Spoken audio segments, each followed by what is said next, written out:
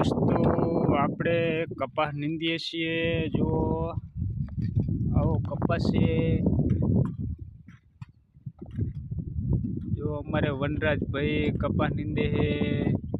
પછી અમારે ઘરની ફેમિલી છે બધા કપાસ નીંદે છે। અમારે આ વાડી છે દોસ્તો। જો નીંદવાના નીંદણીયા છે। આવી નાની નાની કોદરીઓ છે। જો દોસ્તો ફ્રેન્ડ જો આ વાડી છે અમારી અને સામે દેખાય રૂમ છે, પાણીની કુંડી છે।